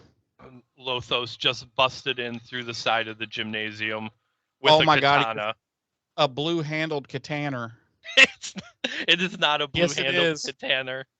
I think it is. If you go back, I think it is blue. It's not a blue-handled katana. I'm pretty sure it is. It's a katana. I do not think it has Well, a blue handle. Let's see. It's a katana-shaped object. See, it's blue. Oh, it is a blue-handled katana. What the fuck did I tell you? What did I tell you? Oh my god.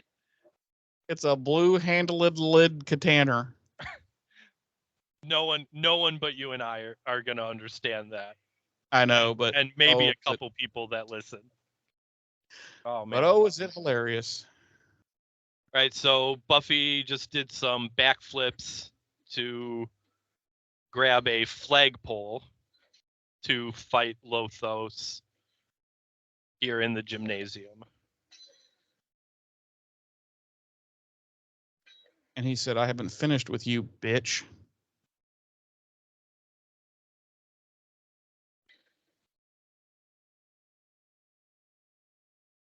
Oh, Pike for the win from behind. Well, he jumped on Lothos from behind, but didn't manage to kill him. Yeah. Just managed to get himself thrown across the gymnasium.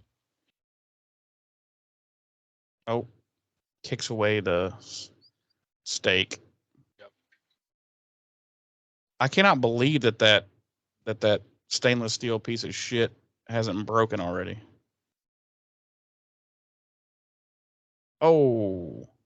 So Lothos kicked Buffy went for a stake she had dropped, and Lothos kicked it away. Buffy ended up breaking a chair over his back, and as they were fighting, grabbed one of the chair legs and staked Lothos with it. Now she's checking on Pike. Lothos is Who was knocked unconscious with his eyes open.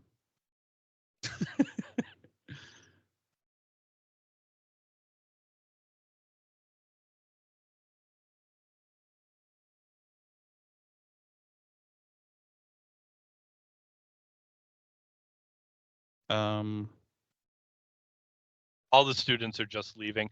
I mean, honestly, This is no different than an episode of Buffy where there's been a big vampire brawl at the Bronze or wherever, and the students just leave afterwards. Yeah. You're not lying.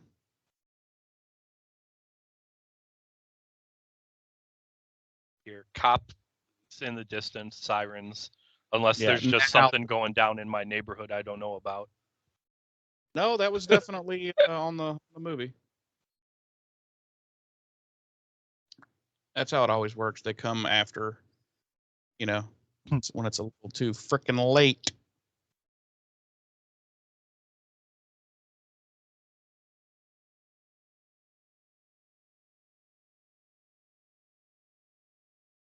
Still kind of hard to believe Luke Perry's dead now. Yeah. So everyone's left, and Pike tells Buffy, "I saved you a dance."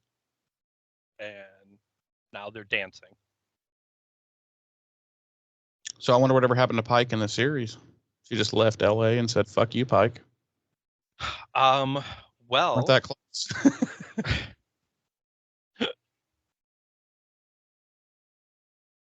We only knew each other for 7 scenes, loser.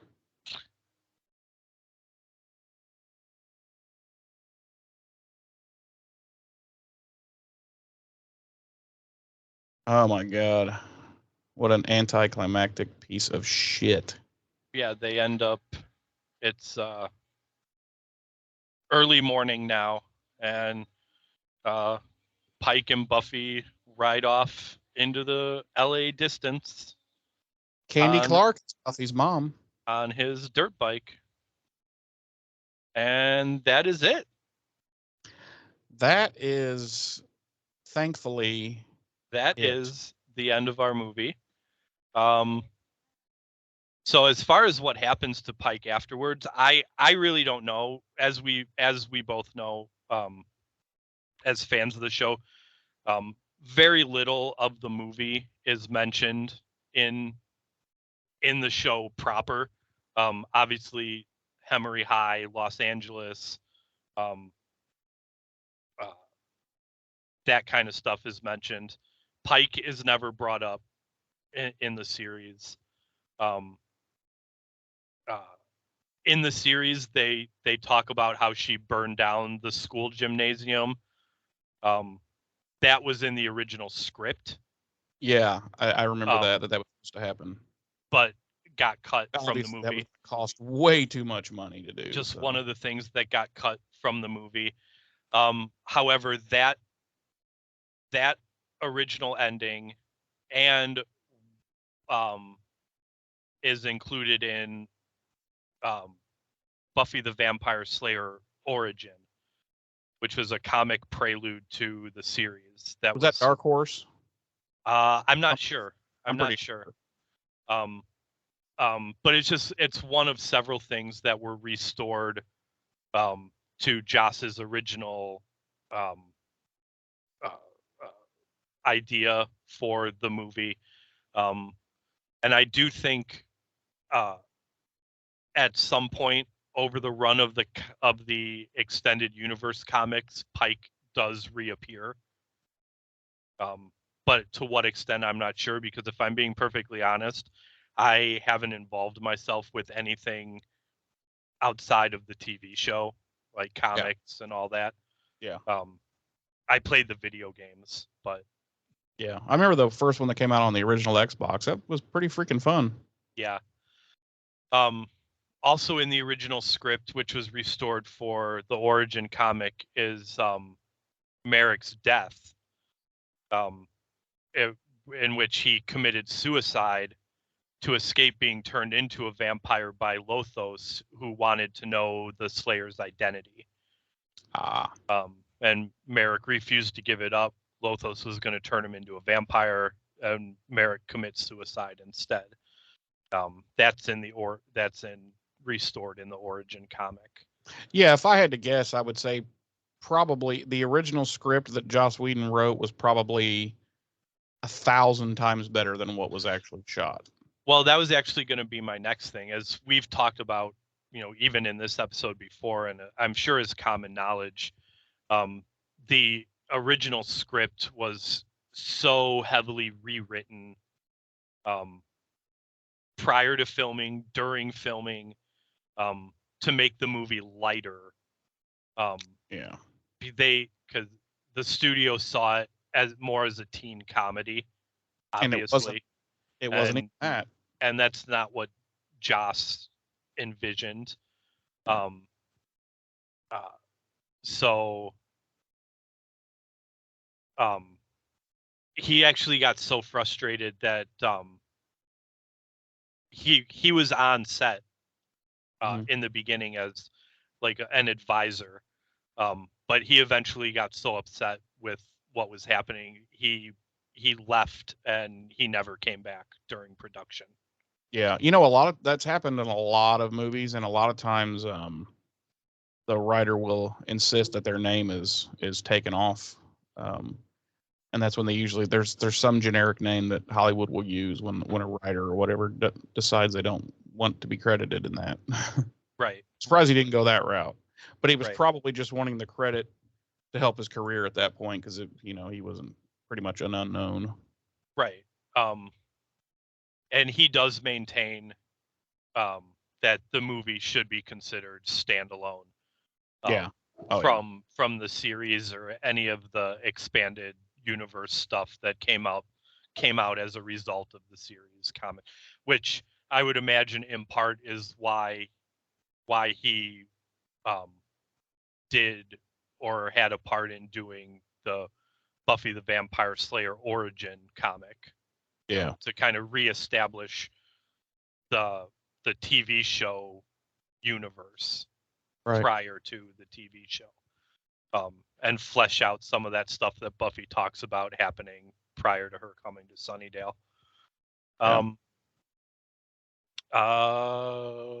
David Bowie, Mick Jagger, and Gary Elway were all set to make cameos as vampires, but were cut due to time and budget.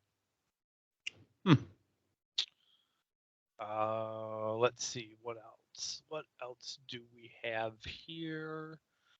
Joss Whedon said Donald Sutherland was very hard to work with. Really? Yeah, he he said, Well, so says fucking Joss Whedon. You know what I mean?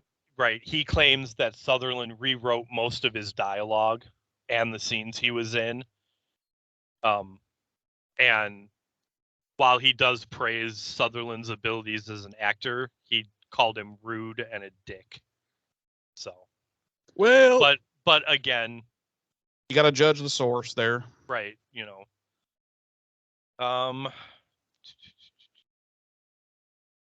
Paul Rubin's role was originally written to be a female character, but was rewritten when the original actress cast pulled out. They rewrote the character as a male character and cast Paul Rubens.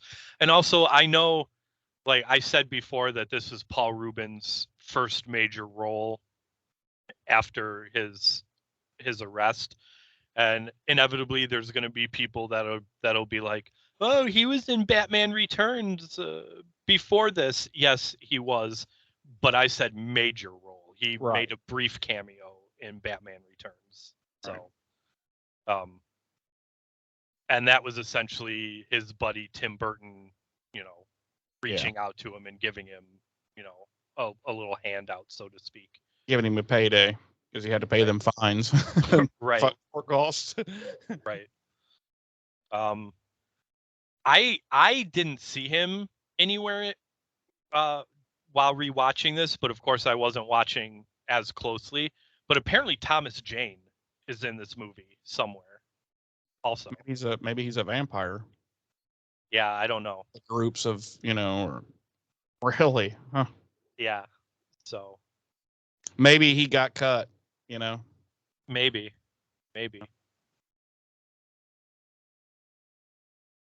I think that's really it as far as any interesting trivia goes.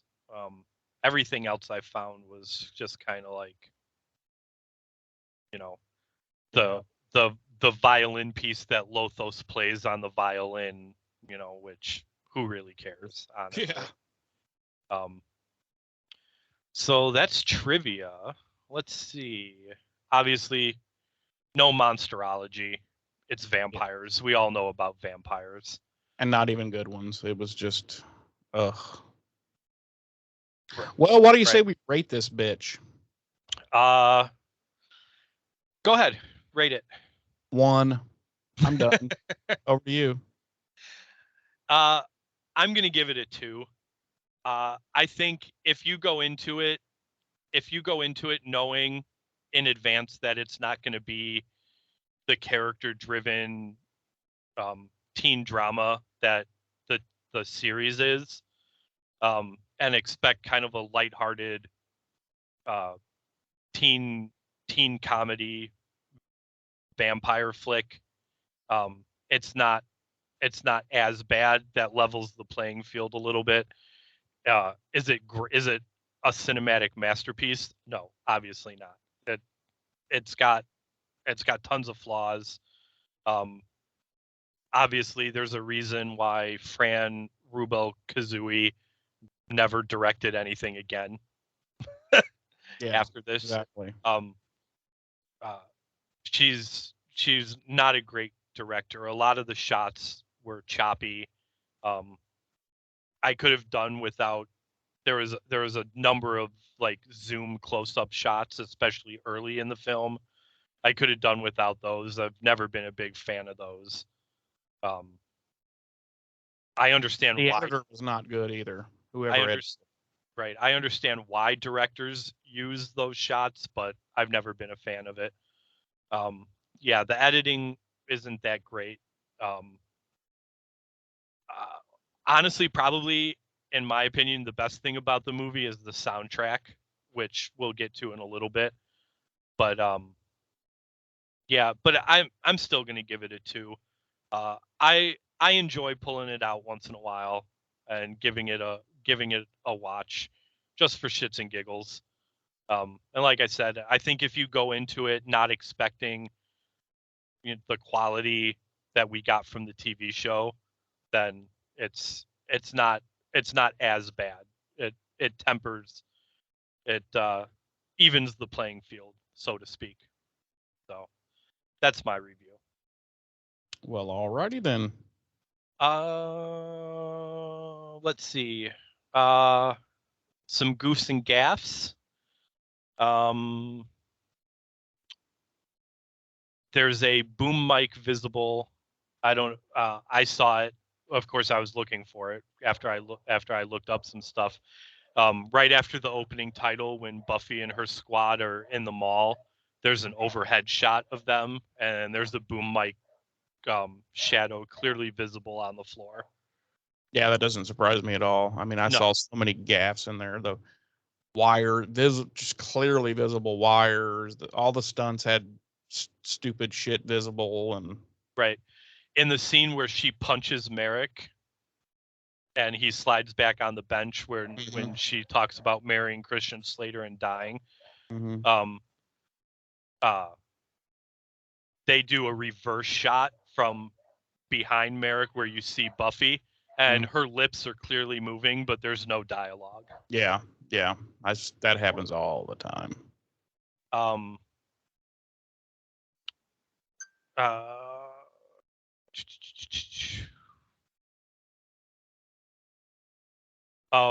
When Benny is floating outside Pike's window, you can see his reflection in the window. Did you notice that? Yeah, I saw that. But he couldn't have his photos taken in the photo booth though. Right.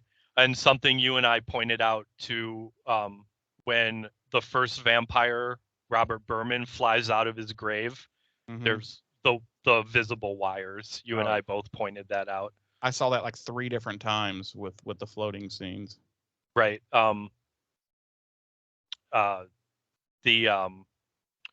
You pointed it out, and I said I saw him too. The handles that the stuntman was holding onto on the top of the van. Yeah. And also in relation to that scene, the position of Paul Rubin's character's right hand switches back and forth from up there on a handle to then right nothing. as it's being filmed. Music for the movie. The soundtrack isn't that bad in my opinion. I know you'll have a different opinion, but the soundtrack includes "Keep It Coming" performed by the CNC Music Factory. "In the Wind" performed by War Babies. "Man Smart, Woman Smarter" performed by Dream Warriors. "I Fought the Law" performed by Mary's Danish. I'm sorry. "I Ain't Gonna Eat Out My Heart Anymore" performed by Divinals. "Feelings" performed by Christy Swanson, actually. "Zap City" performed by The Cult. "Silent City" performed by Matthew Sweet. "Inner Mind" performed by Eon. "Little Heaven" performed by Toad and the Wet Sprocket. "Party with the Animals." The Wet Sprocket. Yes. "Party Animals" performed by Ozzy Osbourne. Light Comes Out of Black" performed by Rob Halford. "We Close Our Eyes" written by Danny Elfman and performed by Susanna Hoffs of Bangles fame. Rob Halford. That's Judas Priest. And yeah. And "Everybody Hurts" performed by REM. Everybody hurts. So I mean, a pretty decent soundtrack in my opinion. You've got Ozzy, you've got Susanna Hoffs, you've got REM, you've got Rob Halford from Judas Priest. Toad the Wet Sprocket. Yeah, Toad and the Wet Sprocket, The Cult, Divinals. Decent little soundtrack in my opinion. Yeah, not bad. And that does it for music. So that wraps up all our requisite categories for review. Oh, goody. So, well, do you have any closing final thoughts on this tragedy? No, like I said, have literally nothing to say. No, I know you out and out hate it. Like I said, I've learned to not love it, but I have no problem pulling it out every couple of years and giving it a watch and kind of enjoying it for what it is. Like I said, I always go in, even obviously after seeing it the first time, kind of have to hype myself up for understanding that it's not the show that I'm used to. The writing isn't there, the direction isn't there. I do think, as much as I dislike her in real life, I think Christy Swanson puts in a reasonably admirable performance. Her growth from basically a Cordelia type character to a Buffy more reminiscent of what we are introduced to at the beginning of the series. It comes across in the movie. I don't necessarily have any strong feelings regarding like her relationship with Merrick or even Pike. Like it's a hour and a half movie. You don't have time to develop. Well, if you do it right, you have time to develop those relationships. Obviously, those relationships weren't well developed in here. I really could have cared less that Merrick died. I mean, literally nothing happening in the movie that I cared about. So right. But I do think of the performances, I think Christy Swanson's, for not being a great actress, and with what she had to work with, I think she does a pretty good job with that small character arc that she was given throughout the movie. Everyone else, Rutger Hauer. But with being a Trumper, fuck her. Yeah. And that's why I said, as much as I can't stand her in real life, I think everyone else did what they could with what they were given. Rutger Hauer is a great actor. He phoned this in. Was he phoning it in? Yeah, he was, but he was still enjoyable. Because he's always enjoyable, just because he's Rutger Hauer, Same thing with Donald Sutherland. Like Donald Sutherland's a great actor. Did this role do him any favors? No. Was he decent in it? Yes. Because he's been in plenty of shit that didn't do him any favors, but it gave him a payday. So right. I don't know that anybody else in those two roles would have even made it work to the level that those two actors did for what it was. You know what I'm saying? Yeah. Luke Perry's Luke Perry. I've always enjoyed him as an actor. I don't think he's an award-winning actor, but he's always been enjoyable in what I've seen him in. And it's a shame that he's passed on. From what I can tell, he was very well loved in that community. So on that level, it's a shame we lost him, because he did seem like a genuinely good guy. Way young, just way too young to be dying. Yeah. But yeah, I don't think it's not a great movie, but for me, it's worth pulling out every once in a while. Give it a watch and kind of enjoy it for what it is. So. Well, all right then. I do want to again remind everyone that we will now be going on vacation. You and I. Summer hiatus. We'll be having a honeymoon together in the hill. No, we're going to go ahead and we're going to take a little bit more than a month. I've figured out our schedule. Season 2, episode 1 will drop on June the 20th. And that is when we will return to the airwaves.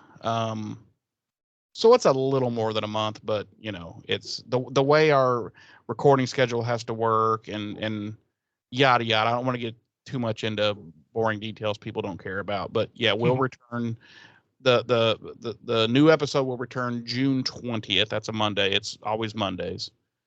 But yeah, other than that, Should we switch it every season to coordinate with when Buffy aired? Absolutely not. I'm going to stick with Mondays. Thank you. But yeah, that's when we'll be back.